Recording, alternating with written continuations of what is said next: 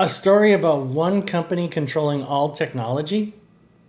Does this hit too close to home, or does it make for an entertaining movie? Let's see. Hello, everyone. Hi, everybody. I'm Danny. I'm John. And this is our Chart Midlife. And today we're going to be talking about the new movie on Netflix called The Electric State. Ooh. This just came out on Friday, which was March 14th. We watched it that night. Yep. We've had a couple days to digest it, and we will get into it. I think we're ready to talk about it now. So, The Electric State is 2 hours and 8 minutes long. Hey, that's as long as Fantasia. I know. It's PG-13, and here is the write-up. An orphan teen hits the road with a mysterious robot to find her long-lost brother, teaming up with a smuggler and his wisecracking sidekick. And that nails it. Yeah. This stars Chris Pratt, Millie Bobby Brown, Stanley Tucci's in there, Giancarlo Esposito's in there, and then you've got voices of Anthony Mackie, Woody Harrelson, Brian Cox, Jenny Slate. There's a bunch. Alan Tudyk, of course. Yeah, of course. Directed by the Russo brothers is the only reason I feel like this was a great movie. Yeah, like you said when we were watching it towards the end, in anybody else's hands, this probably wouldn't have been a good movie. This was also written, it's based on a book. So there's a book out there about this. If anyone's read the book and then seen the movie, please comment below. Let us know how the two stack up. But this was written by Christopher Marcus and Stephen McFeely, which they also wrote Endgame, Infinity War, Gray Man, Civil War, Thor, all the ones that the Russo brothers have directed, they've written. So this is a great team where they have everything together. It's not just the Russo brothers. I think it's also that these guys wrote the script and the magic continues to happen for them. The sum is greater than all the parts. Yes. Yes. Because again, we were putting this on and I was like, Chris Pratt, Millie Bobby Brown, robots. I said, I'm probably not going to last 10 minutes. You did. And 2 hours later, we were finishing the movie. Still with it. Yeah. This movie is the 16th movie ever made to cost more than $300 million to make. Oh, my. And you can tell because it's literally Millie Bobby Brown and Chris Pratt, and then it's all green screen or however they chose to represent the robots around them and that sort of thing. Hold on. So this is just a Netflix movie. It's not in theaters. Right. And it's never going to be in theaters. Right. I wish I had Netflix money. I mean, that's a lot for...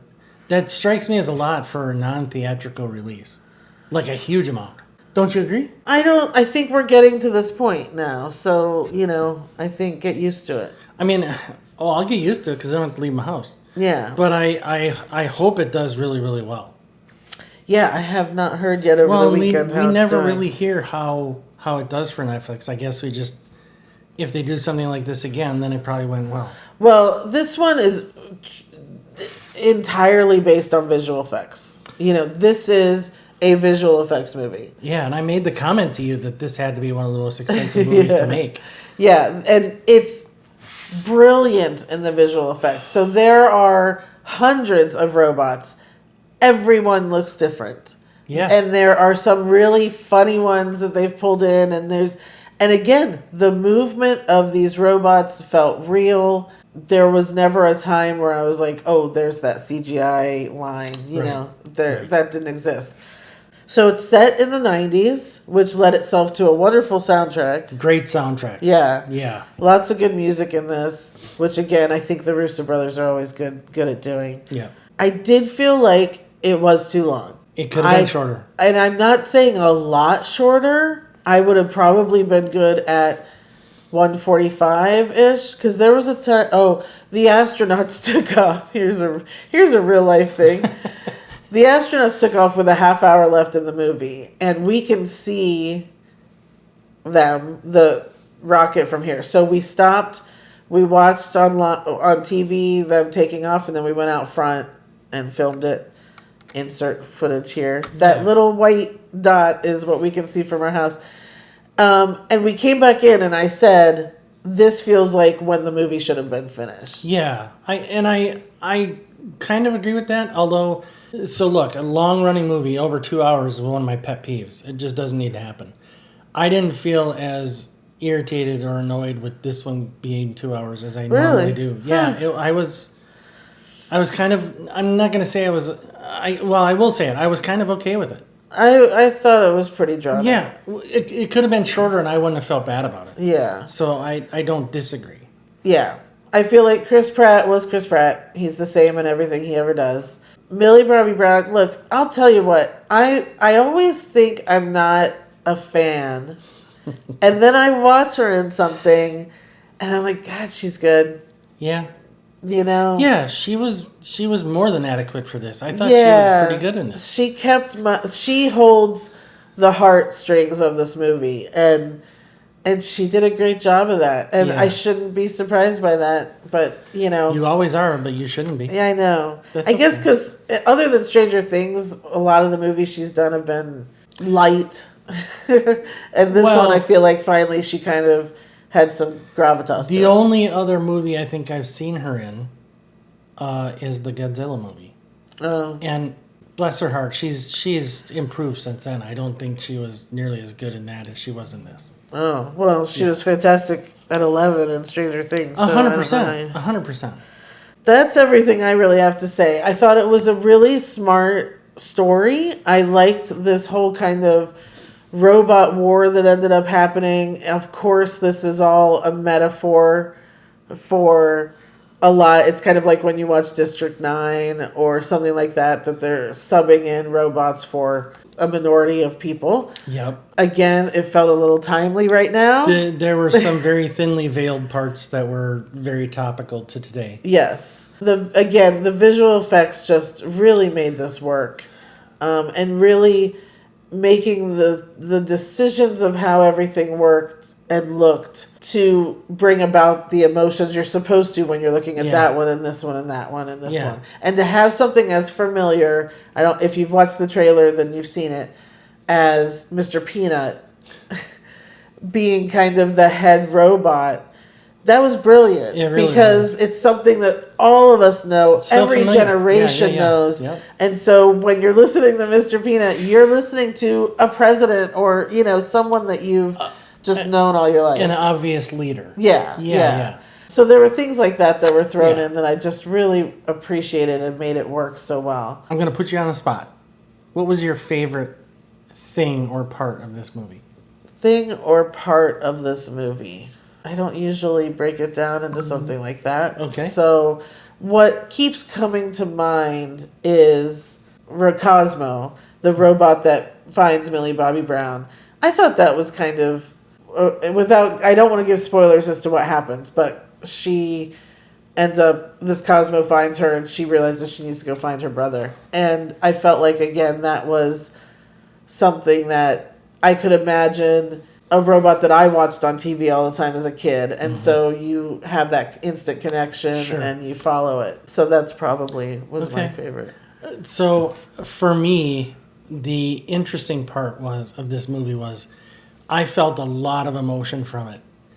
And 85% of it was from the robots. Millie Bobby Absolutely. Brown brought out some emotion, but that was the only human. The rest of it was the robots. Yeah. And it's hard to do that really well or for so long in a movie. I mean, it's a 2-hour movie, and to hold that, to have it not get tedious or just drift off or whatever, I think is an accomplishment. Absolutely. You know who you're rooting for right from the beginning. Yeah. And they made it work really well. Yeah. Absolutely. So what are you rating the movie? I'm going to give it a 9. I loved it. I really did. I was so surprised because I'm not a huge Chris Pratt fan. Like you already said, if you've seen Chris Pratt in a movie, you've seen him in kind of all his movies. A little bit one-dimensional. I wasn't expecting to like Millie Bobby Brown in this because my only reference was that Godzilla movie. I didn't really care for her in that. And I thought, the robots, there's some cute faces and stuff, but, can you really stay involved in a 2-hour movie just because of robots? Yeah, you can. Of course. I did. Yeah. So I liked it way more than I thought I would. I would recommend it. If you can tolerate Chris Pratt and Millie Bobby Brown, I think it's a great movie. I don't think you need to tolerate Millie Bobby Brown, and anyone who has Netflix and watches Stranger Things loves her. So absolutely, that's not a question. But I highly recommend this too. I think it's a family movie. I think, like we said, there's definitely some things that can bring about discussion, and but it's also fun. It's not in your face. It's also fun, and you'll cry, and it's good defeating evil and all of that we love. You feel all the emotions in this movie. Absolutely. It does. It's exactly the way you want a big movie like this to be. It has all of those tropes, and they do that really well. That's what the Russo brothers are great at. Yeah. I am only giving it a 7 because personally, I don't think I'm going to turn on Netflix and watch this again. I'd be surprised if I do. Mm-hmm. I might someday in the future when I'm just like, I have nothing to watch and I scroll through and I see it. But for me to go to Netflix and seek to watch something again, which I have, like with Gray Man, their other movie, I have sought out to go watch that again. I'm just not sure I would with this one. And that's why it's rating a little bit lower. It deserves the 9, I believe that. But for me, I like to rate things on how much and how frequently I will watch something. And I just rate things on how I felt about it. Yeah, and that's fine. So. But overall, The Electric State, shocking to me, was really enjoyable. Oh, well done. I didn't mean to do that, but we'll say I did. Oh, take credit for it. Oh, okay. Absolutely. Okay. That's it for this week. Yep. Please subscribe to this channel if you want to see many reviews that we have coming out in the near future. Give us a like if you could. It helps us out a lot. And if you've watched The Electric State already on Netflix, what did you think? Please comment down below. We'd love to hear your thoughts. Absolutely. And that's it for today. Thanks you guys for watching, and we will see you next time. Bye, everybody. Bye.